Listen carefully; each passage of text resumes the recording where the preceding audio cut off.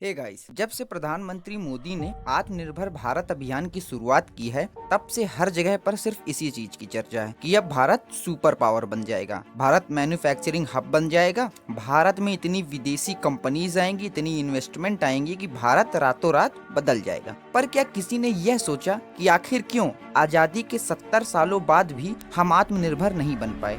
आखिर क्यों आज भी भारत में गरीबी चुनावी मुद्दा है? आखिर क्यों आज का युवा पकौड़े बेचने को मजबूर है, उसके पास एम्प्लॉयमेंट नहीं है? एक देश चाइना, जो कि हमारा इक्विवेलेंट था 1950 के समय, वो आज हमारी जीडीपी के 5 गुना आगे है। आखिर क्या कारण थे, क्या परेशानियां थी कि 2020 में भी भारत को आत्मनिर्भरता की बातें करनी पड़ रही हैं? आइए आज डिटेल से समझते हैं कि किन पॉलिसीज व किन पॉलिटिक्स की वजह से हम इतना ज्यादा पीछे रह गए। आज इस वीडियो में मैं भारत की अर्थव्यवस्था के बारे में डिटेल्ड एनालिसिस दूंगा। 1950 से लेकर 2020 तक की पूरी क्रोनोलॉजी आपको समझाऊंगा। सो यार, वीडियो को जरूर देखना और चैनल को सब्सक्राइब कर देना, क्योंकि ऐसे नॉलेजेबल कंटेंट यूट्यूब पर काफी कम बनते हैं और इसमें आपका पैसा तो कटेगा नहीं, उल्टा अच्छी वीडियोस से आपका नॉलेज भी बढ़ेगा। तो चलिए देर किस बात की, शुरू करते हैं।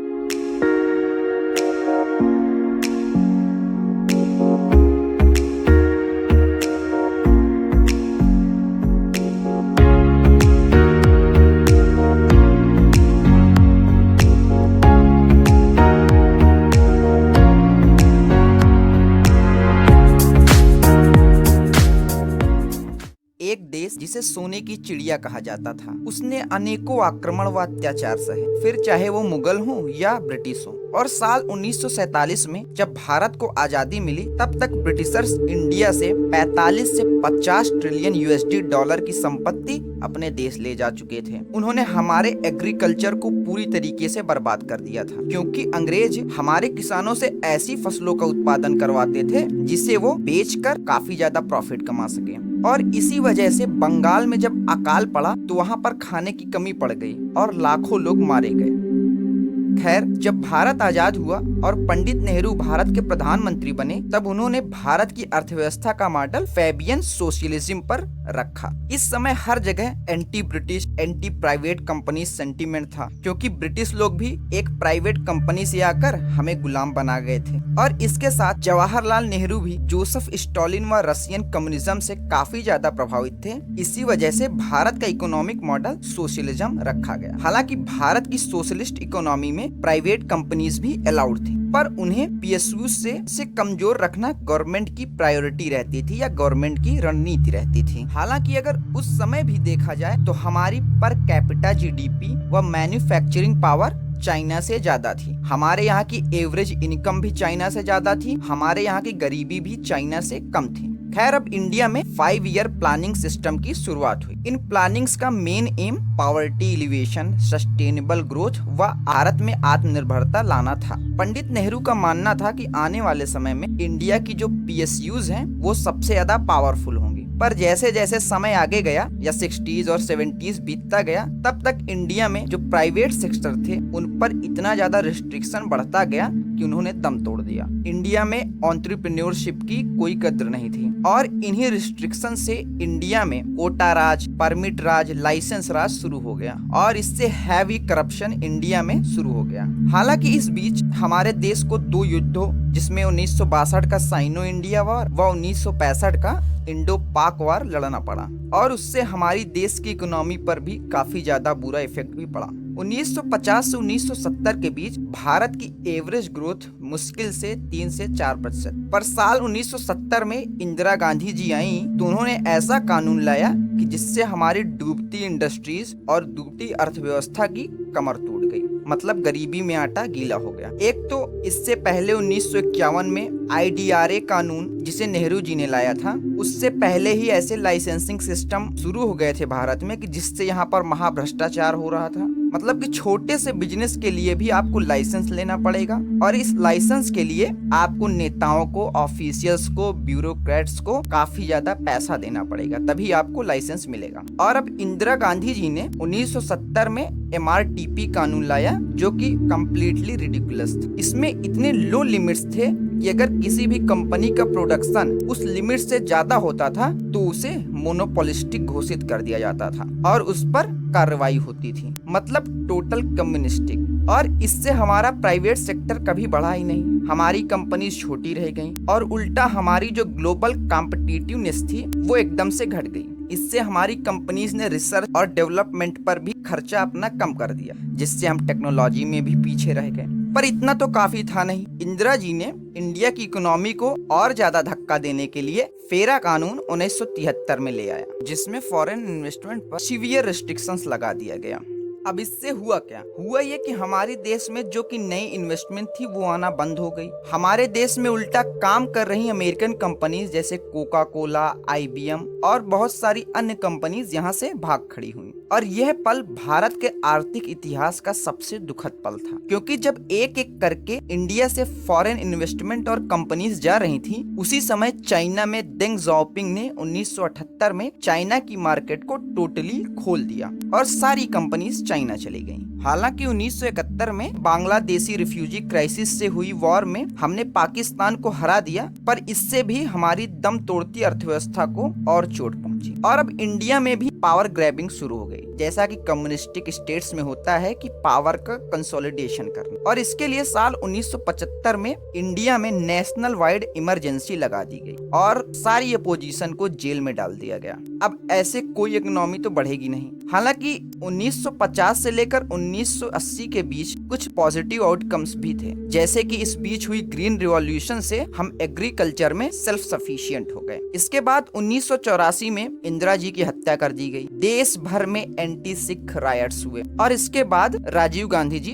PM बने एंड उन्होंने इंडियन इकोनॉमी को पार्शियली ओपन कर दिया और पहली बार chain of reform Rajiv Gandhi ने लाया। इसमें उन्होंने इंपोर्ट ड्यूटीज घटा दी, प्राइवेट कंपनीज पर रिस्ट्रिक्शंस कम कर दिया गया, पर फिर भी इससे इकोनॉमी पर कोई इफेक्ट नहीं हुआ। और उस समय बोफोर्स, करप्शन, राम जन्मभूमि जैसे मुद्दों से इंडिया में बहुत ही ज्यादा केओस था और इसी बीच राजीव गांधी की हत्या भी हो गई। उस 1988, 89, 90 के दशक में इंडिया में इन्फ्लेशन आसमान छू रही, हमारा फॉरेक्स रिजर्व लगभग खत्म हो गया था और उल्टा USSR जो कि इंडिया का इतना बड़ा हेल्पर था वह भी कोलैप्स हो गया था।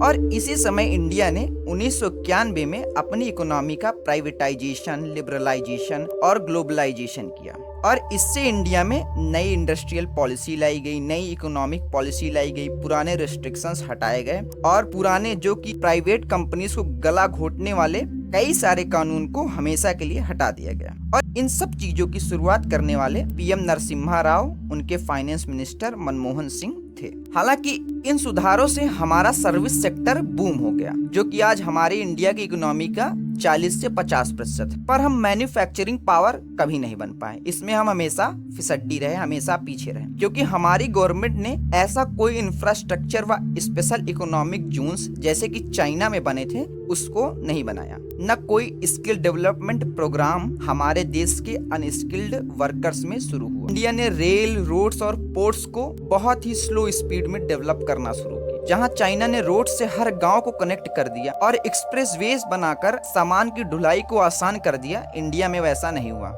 इससे तो हम मैन्युफैक्चरिंग पावर बनने वाले नहीं थे। इवन UPA 1 में 2005 में स्पेशल इकोनॉमिक जोन एक्ट भी लाया गया, जिसमें लैंड लॉस के लिए एक अलग कानून था और स्पेशल इकोनॉमिक जोन्स को बनाने के लिए एक अच्छा इनिशिएटिव था, पर इसका भी कोई कारगर इफेक्ट नहीं पड़ा। और UPA 2 के आते आते भारत में 2G scam, Colgate scam, Agusta Westland helicopter scams और बहुत सारे घोटालों की सीरीज पब्लिक के सामने आ गई। वहीं 2008 की फाइनेंशियल क्राइसिस ने इंडिया के पूरे स्टॉक मार्केट का सुपड़ा साफ कर दिया, जहां पर हम 1995 से 2010 तक 8 से 9% एनुअली ग्रो कर रहे थे, वह 2014 आते आते 6% पर पहुंच गया।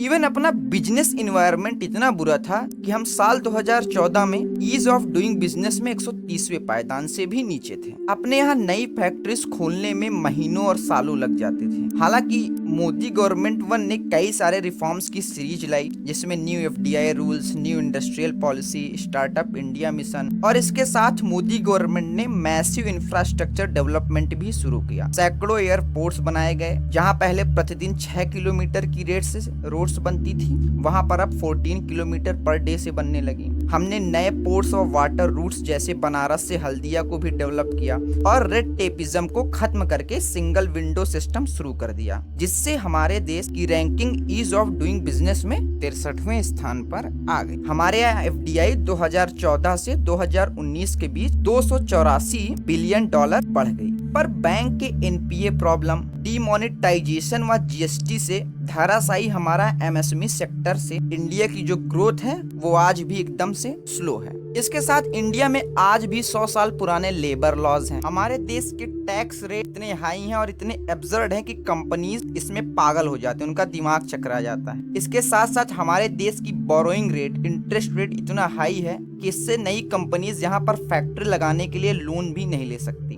अगर हमारे देश में कोई कंपनीज फैक्ट्री लगाने के लिए जमीन लेती हैं या उन्हें जमीन किसी तरीके से मिल जाती है, पहले तो मिलती नहीं, और अगर मिल जाती है तो वहां पर एक्टिविस्ट या पॉलिटिशियंस आंदोलन शुरू कर देते हैं। हमारे लेबरर्स अनस्किल्ड, हालांकि गवर्नमेंट ने स्किल इंडिया प्रोग्राम शुरू किया पर वो टोटल फेलियर है। और चाइना, वियतनाम व इंडोनेशिया के मजदूर या वर्कर्स इतने ज्यादा इफिशियंट हैं, हेल्दी हैं कि हमारे जो लेबरर्स हैं या हमारे जो वर्कर्स हैं वो उनके सामने उनकी प्रोडक्टिविटी कुछ भी नहीं है। हमारा हेल्थ इंफ्रास्ट्रक्चर इतना कमजोर है। मतलब ऐसी बहुत सारी कमीज हैं जिसकी वजह से आज भी इंडिया में मैन्युफैक्चरिंग कठिन है। और जब तक हमारा देश मैन्युफैक्चरिंग पावर नहीं बनेगा, हमारे देश की अनएम्प्लॉयमेंट व पॉवर्टी भी खत्म नहीं होगी। पर इसके लिए करना क्या होगा कि हमारा देश भी चाइना के जैसे ग्लोबल पावर बन जाए। बातें तो हम बहुत करते हैं कि हम ग्लोबल पावर हैं, पर एक्चुअली में है नहीं। हम कैसे, कौन से स्टेप्स लें जिससे कि हमारा देश मैन्युफैक्चरिंग पावर बन जाए, हमारे यहाँ की अनएम्प्लॉयमेंट कम हो जाए। और क्या मैन्युफैक्चरिंग पावर बनने से ही अनएम्प्लॉयमेंट, पॉवर्टी की प्रॉब्लम सॉल्व होगी? क्या इसके अलावा कोई और रास्ते नहीं है ना? पर इन सब के बारे में डिटेल से जानेंगे अगले वीडियो, और इसके लिए आपको चैनल को सब्सक्राइब करके बेल आइकन को दबाना होगा। सो दबाओ यार, और इस वीडियो को हर एक इंडियन को शेयर कर दो। तब तक के लिए जय हिंद।